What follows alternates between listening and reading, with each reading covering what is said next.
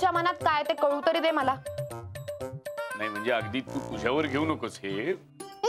तुम्हाला नोकरी करणारीच बायको हवी होती ना? काय खाली आता त्याला चिकार वर्ष. पण संसारात मन नव्हतंच तुमचं.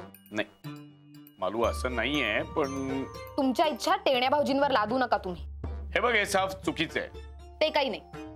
टेण्या भाऊजींचं लग्न चारूशी होणार म्हणजे चारूशीच होणार. टेण्याने त्या चारूशी लग्न केलं ना तर त्याच्याशी भांडेन मी. आणि सौदामिनीशी लग्न केलं तर मी बोलणार नाही. चांगली गोष्ट आहे. तू जर टेण्याशी बोलली नस तर टेण्याला फरकच पडत नाही. टेण्या भाऊजींशी नाही, तुमच्याशी बोलणार नाही. खरंच? मग वचन दे ना तसं. अगं मुद्दाम करताय ना, माहितीये मला. बायको जे म्हणेल त्याच्या विरुद्ध केलं की तुम्हाला भूषण वाटतं. नवऱ्याचं कधीच ऐकणार नाहीयेस का तू? मला बोलायचंच नाहीये तुमच्याशी. नको बोलूस, जेवण नको देऊस, इकडे नको राहूस, माहेरी जा, अजिबात काय करू नको. मलाही काही गरज नाहीये. पण त्या भसाड्या आवाजात गाणाऱ्या चारुशिलाचं मी टेण्याशी लग्न लावू देणार नाही.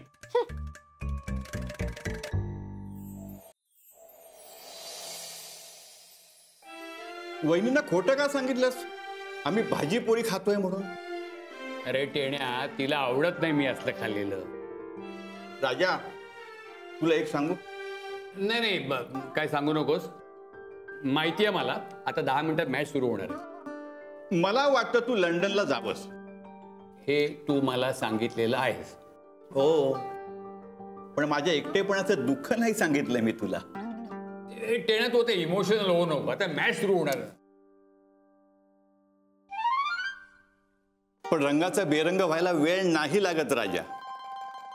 आपल्याला वाटतं आपण आपला जोडीदार कधीच मरणार नाही, मस्तीत जगतो आपण. पण अचानक एखाद्या दिवशी तुमचा जोडीदार निघून जातो कायमचा, कुठली पूर्वसूचना न देता, नीट निरोपही न घेता. मग उरते आयुष्यातली फक्त खंत.